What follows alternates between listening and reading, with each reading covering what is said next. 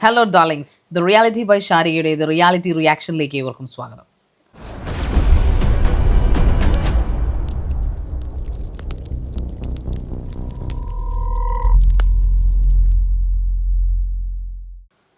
കഴിഞ്ഞ ദിവസം ഞാനൊരു വീഡിയോ കാണാനിടയായി. ഞാനിത് ചെയ്യണ്ട എന്ന് വിചാരിച്ചിരുന്നതാണ്, പക്ഷേ ചെയ്യാതിരിക്കാനാവില്ല മക്കളെ, ആവില്ല. വേറൊന്നുമല്ല, രേണുസുധി എന്ന വ്യക്തിയെക്കുറിച്ച്, അവൾക്ക് ഈ വയ്യാഴികയിലും അവളുടെ കണ്ടീഷൻ വളരെ ക്രൂഷ്യലാണ്, വളരെ വീക്കാണ്.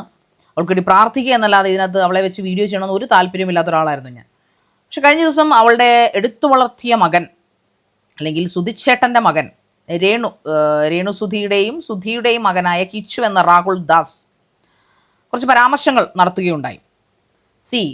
രേണു എന്ന വ്യക്തി, വളരെ വൈകി അവൾ ക്യാൻസർ ആണെന്ന് അറിയുന്നു. അത് ഇച്ചിരി കൂടിയ അവസ്ഥയിലാണ്. അത് അവളുടെ വീഡിയോയിൽ നിന്ന് പലർക്കും മനസ്സിലായിട്ടുണ്ടാവും. സ്വാഭാവികമായിട്ടും നമ്മൾ ജീവിതത്തിലേക്കോ മരണത്തിലേക്കോ പോകുമെന്നോ അനിശ്ചിതത്വം അല്ലെങ്കിൽ ഉറപ്പില്ലാത്ത അവസ്ഥയിൽ നമുക്ക് ഉള്ളിൻ്റെ ഉള്ളിൽ പ്രിയപ്പെട്ടെന്ന് തോന്നുന്ന ആരെങ്കിലുമൊക്കെ നമ്മളെ കാണാൻ വരാത്തതിൽ പരിഭവങ്ങൾ പറയും. അപ്പോൾ ചോദിക്കും, പബ്ലിക്കായിട്ട് എന്തിനാണ് പരിഭവം പറയുന്നത്, പ്രൈവറ്റായിട്ട് പറഞ്ഞാൽ പോരെയെന്ന്. അത് ഓരോരുത്തർ ഇഷ്ടമല്ലേ. ചിലവർക്ക് ക്യാമറ ആയിരിക്കും എല്ലാം. ഞാൻ മനസ്സിലാക്കിയെടുത്തോളം രേണുസുധി എന്ന വ്യക്തിക്ക് ക്യാമറ ഭയങ്കര ഇഷ്ടമാണ്. അവൾ ക്യാമറയുടെ മുമ്പിലാണ് അവളുടെ വികാരങ്ങളും അവളുടെ വിചാരങ്ങളും അവളുടെ സന്തോഷങ്ങളും ദേഷ്യവും ഫാഷൻ മോഡലിങ്ങും എല്ലാം കാണിക്കുന്നത്. മറ്റുള്ളവർക്ക് ഇഷ്ടപ്പെടാത്തത് അവളുടെ തെറ്റല്ല. അവൾക്ക് അവളെ ഭയങ്കര ഇഷ്ടമാണ്. അതുകൊണ്ട് തന്നെ അവളൊരു ഇൻ്റർവ്യൂവിൽ അവൾ പറഞ്ഞു, കിച്ചു എന്ന വ്യക്തി എൻ്റെ ഋത്തപ്പനെ പോലും കാണാൻ വന്നില്ല. അതൊരു തെറ്റായിട്ടല്ല, അവളുടെ ഒരു പരിഭവമാണ് അവളത് പറഞ്ഞത്. ഒരു സങ്കടത്തിൽ വേദന നിറഞ്ഞൊരു ദണ്ണപ്പെട്ടൊരു കാര്യമാണ് അവൾ പറഞ്ഞത്. പക്ഷേ കിച്ചു എന്ന വ്യക്തി ഇവളെ കാണാൻ പോകുന്നു പറഞ്ഞ് ഒരുങ്ങി കെട്ടി വന്ന് ഒരു ലോഡ് പുച്ഛം ഇട്ടുകൊണ്ട് പരാതിക്കാരുടെയൊക്കെ പരാതി അങ്ങ് തീരട്ടെ എന്നും പറഞ്ഞ്, ഞാൻ എന്നുവെച്ചാൽ അങ്ങനെ പറഞ്ഞിട്ട് അവൻ അങ്ങ് പോയി. എന്നിട്ട് അവൻ രേണുസുധിയെ കണ്ടോ? അതില്ല. രേണുസുധിയെ കണ്ടുമില്ല. അവളെ കണ്ടൊന്ന് കൺസോൾ ചെയ്യിക്കുന്നതിന് പകരം അവൻ രണ്ടാമത് വന്നൊരു വീഡിയോ ഇട്ടു അത്രേ. അത് ജനങ്ങൾ ചോദിക്കുന്നു, എന്തുകൊണ്ട് രേണുസുധിയെ നീ ഇത്ര വെറുക്കുന്നു? അവന് രേണു അമ്മയുടെ വെറുപ്പിൻ്റെ കാരണമാണ് അവൻ പിന്നീടുള്ള വീഡിയോയിൽ അങ്ങ് പറഞ്ഞത്. രേണുസുധി സബ്സ്ക്രിപ്ഷൻ തുടങ്ങിയതിന് ശേഷമാണ് ഞാൻ അമ്മയെ വെറുത്തു തുടങ്ങിയത്, എനിക്ക് അമ്മയെ ഇഷ്ടമല്ലാത്തത് അത്രേ. രേണുസുധി സബ്സ്ക്രിപ്ഷൻ തുടങ്ങിയിട്ട് എൻ്റെ അറിവിൽ ഒരു 3-4 മാസമേ ആയിട്ടുള്ളൂ. അതിന് മുമ്പ് വരെയും, അല്ലെങ്കിൽ ഈ 2.5 വർഷം ഈ സുധി എന്ന് പറഞ്ഞ ഇവൻ്റെ അച്ഛൻ മരിച്ചതിന് ശേഷം രേണുസുധിക്ക് വേറെ ആരും ചിലവിന് കൊടുത്തിട്ടില്ല. അവൾ തന്നെ പാടത്ത് പണിക്കിറങ്ങാന്ന് പറഞ്ഞാൽ അവൾ തന്നെ ഓൺലൈൻ മീഡിയയിലെ പാടത്തിലേക്ക് പണിക്കിറങ്ങുമായിരുന്നു. ആ പണിക്കിറങ്ങിയപ്പോൾ അവൾ കയ്യിലുണ്ടായിരുന്ന അവളുടെ അഭിനയമാണ്. നിങ്ങൾ കോപ്രായവെന്നും കോമാളിത്തരമെന്നും പറഞ്ഞ് കളിയാക്കുന്ന ആ അഭിനയം വെച്ച് അവൾ അഭിനയിച്ചു ആൽബങ്ങളിൽ. കുറേ നെഗറ്റീവ് കമൻസ് ആണ് അവൾക്ക്, നെഗറ്റീവാണ് അവൾക്ക് കിട്ടിയത്. പക്ഷേ ആ നെഗറ്റീവിനെ വെച്ച്, അല്ലെങ്കിൽ ആ നെഗറ്റീവ് വിളിപ്പിച്ചവരെ കൊണ്ട് അവളുടെ വീഡിയോകളെല്ലാം അവൾ വൈറലാക്കി. അവളുടെ ഒരു പോസ്റ്റ്, ഒരു സ്റ്റേറ്റ്മെൻറ്റ് എല്ലാം അവൾ വൈറലാക്കിച്ചു. അവൾ ബിഗ് ബോസ് വരെ എത്തി. അത് അവളുടെ വൈറൽ, ആ ഒരു നെഗറ്റീവ് വൈറലായി ഫെയിം ആയതുകൊണ്ടാണ് ബിഗ് ബോസിൽ വരെ രേണുസുധിക്ക് കയറാൻ പറ്റിയത്. സീസൺ 7 10-35 ദിവസം നിന്ന് അത്യാവശ്യം ആൾക്കാരുടെ ഇഷ്ടവും പിടിച്ചു പറ്റി അവൾ ഇറങ്ങി അവിടെ നിന്ന്. ഇതിനെല്ലാം അവൾ ഈ കോപ്രായങ്ങളെന്ന് നാട്ടുകാർ വിളിക്കുന്ന കാര്യങ്ങളിലൂടെയാണ് അവൾ പൈസ ഉണ്ടാക്കിയത്. അപ്പോഴും ഓരോ ആഴ്ചയിലും ഓരോ മാസവും ഇപ്പം അമ്മയെ ഇഷ്ടമല്ലാത്ത കിച്ചു എന്ന് പറയുന്ന രാഹുൽ ദാസ് ഇഷ്ടംപോലെ പൈസ പിടുങ്ങി തിന്നിട്ടുണ്ട്. അതിൻ്റെ സാക്ഷിയും കൂടാണ് ഞാൻ എൻ്റെ റീലിൽ പറഞ്ഞു. ബിഗ് ബോസിലുണ്ടായിരുന്ന സമയത്ത് പലർക്കും സംശയം ഉണ്ടായിരുന്നു, ബിഗ് ബോസിലുണ്ടായിരുന്ന സമയം എന്ന് പറഞ്ഞാൽ ബിഗ് ബോസിൽ ഫോൺ ഉപയോഗിക്കാൻ പറ്റുമോ ഇല്ല. ബിഗ് ബോസിൽ ഫോൺ ഉപയോഗിച്ചാൽ അവർ കാലും മുട്ടും തല്ലി ഒടിക്കും. ബിഗ് ബോസ് ഫോൺ പോയിട്ട് മീൻ പോലും കാണാൻ പറ്റത്തില്ല. പക്ഷേ ബിഗ് ബോസിൻ്റെ ഫിനാലേക്ക് ശേഷം ഇവർ നമുക്ക് ഫോൺ തരും. ഇപ്പം ഞങ്ങൾ ഒരുമിച്ച് താമസിക്കുന്ന എല്ലാവരും ഒരേ ഫ്ലോറിലെ ഹോട്ടൽ മുറിയിലാണ് താമസിക്കുന്നത്. ആ സമയത്ത് തുരുതുര ഇവളുടെ ഫോണുകൾ അടിക്കും. 2-3 ദിവസം ഞങ്ങൾ ഒരുമിച്ചുണ്ടായിരുന്നു. ഫോൺ അടിക്കുമ്പോൾ അവൾ എടുത്തിട്ട് തലയിൽ കവിച്ചിട്ട് പറഞ്ഞാൽ ആ കിച്ചു ആ കിടന്ന് വിളിക്കും. ഞാൻ എന്തിനാടി അവൻ ഈ പാതിരാത്രിയൊക്കെ വിളിക്കുന്നത്? അവന് പൈസ വേണം, എപ്പോഴും പൈസ വേണം. രേണു പറയാത്തതുകൊണ്ട് ഞാനും പറയുന്നില്ല അവൻ എന്തിനാണ് പൈസയെന്ന്. രേണുവിനറിയാം, പക്ഷെ അവളത് പറയുന്നില്ല. അവൻ്റെ ഭാവി ഓർത്തിട്ടായിരിക്കും അവളത് പറയാത്തത്. എനിവേ, കൊടുക്കുന്നത് 300, 200, 500 ഒന്നും അല്ല, 3000, 4000, 5000 ഒക്കെയാണ് അവൻ്റെ പോക്കറ്റ് മണിയായിട്ട് അവൻ ചോദിക്കുന്നത് ആഴ്ചയിൽ.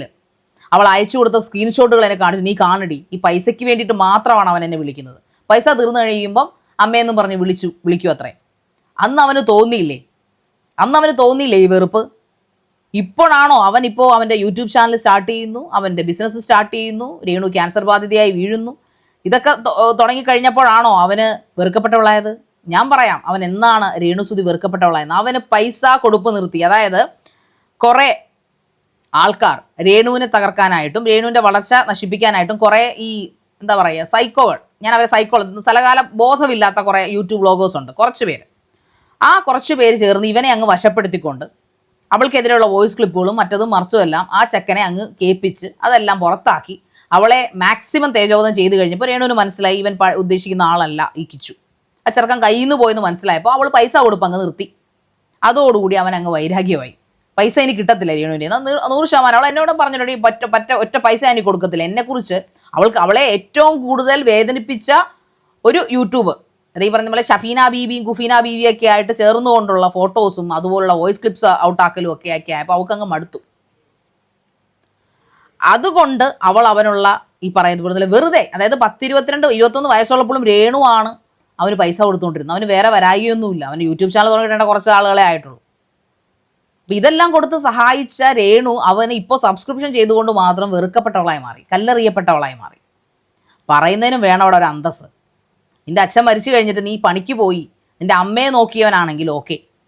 നിൻ്റെ അച്ഛൻ മരിക്കുമ്പോൾ നിനക്ക് 10 വയസ്സല്ല പ്രായം അല്ലേ? അപ്പോൾ ഈ അച്ഛൻ മരിക്കുമ്പോൾ നിനക്ക് എത്ര വയസ്സുണ്ട്? പണിയെടുക്കാൻ പറ്റുന്ന പ്രായമായിരുന്നു നീ എന്തായാലും അല്ലേ?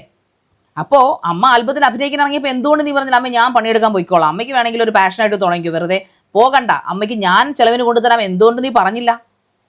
ഇതൊന്നും പറയാതെ അവർ അവിടെ നിന്ന് കിട്ടുന്ന 10,000 വാങ്ങിച്ചു കൂട്ടി നക്കി തിന്നിട്ട് നീ അവരെ കുറിച്ച് തിരിച്ചു പറഞ്ഞു നടക്കുന്നു. കുറച്ച് അന്തസ്സാവാം. അറ്റ്ലീസ്റ്റ് നീ ആ സുധിയുടെ മകനല്ലേ, നീ രേണുവിൻ്റെ മകനല്ലല്ലോ, പക്ഷെ സുധിയുടെ മകനാണ്. നീ വലിയ ആത്മാഭിമാനത്തിൽ പറഞ്ഞത്. അപ്പോൾ ആ മനുഷ്യനുള്ള ഒരു അന്തസ്സ് നീ കാണിക്കും, കുറച്ച് അന്തസ്സ് കാണിക്കും. നീ നമ്മൾ സ്വന്തമായിട്ട് അധ്വാനിച്ചിട്ട് നമ്മളൊരു കൾച്ചർ ഉണ്ടാക്കിയിട്ട് വേണം നമ്മൾ മറ്റുള്ളവരുടെ സബ്സ്ക്രിപ്ഷനെ കുറിച്ചും മറ്റുള്ളവരെ കുറിച്ചും ഒക്കെ കുറ്റം പറഞ്ഞ് നടക്കാൻ.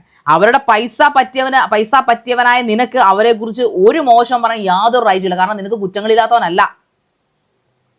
അവൾ പറഞ്ഞ പോലെ നിയമവിരുദ്ധമായ പ്രവർത്തനമൊന്നും രേണുസുതി ഇന്നേ വരെ നിയമവിരുദ്ധമായ ഒരു പ്രവർത്തനവും ചെയ്തല്ല രേണുസുതി പൈസ ഉണ്ടാക്കിയത്. പക്ഷെ കിച്ചു എങ്ങനെയാണ്? കിച്ചുവിൻ്റെ എതിരെയുള്ള കേസുകൾ എന്തൊക്കെയാണ്?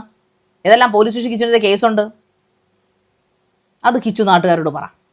അത്ര പെർഫെക്ഷനിസ്റ്റ് ആണെങ്കിൽ നിൻ്റെ അമ്മ എന്തായാലും നിനക്ക് മോശക്കാരിയായി. അപ്പോൾ നീ മോശക്കാരനല്ലെന്ന് തെളിയിക്കേണ്ട ഉത്തരവാദിത്തം നിനക്കില്ലേ?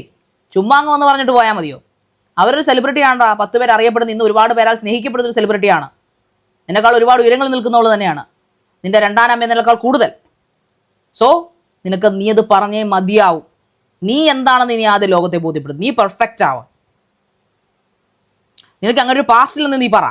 നീ പൈസ ഇത്രത്തോളം, അതായത് ഒരു 10-18 വയസ്സുള്ള പയ്യനെ എന്തിനാണ് ആഴ്ചയിൽ 7,000, 6,000, 4,000, 5,000 ഒക്കെ എന്തിനായിരുന്നു നീ സ്പെൻഡ് ചെയ്തിരുന്നു എന്ന് പറ. അത് ബോധ്യപ്പെടുത്തും ജനങ്ങളെ. എന്നിട്ട് വന്ന് സംസാരിക്കുക. എന്നിട്ട് വന്ന് നീ നെഞ്ചുവിരിച്ച് പറ നിൻ്റെ അമ്മയെ നിനക്ക് വെറുപ്പാണെന്ന്. അല്ലാതെ വന്ന് വാചവിറക്കല്ലേ.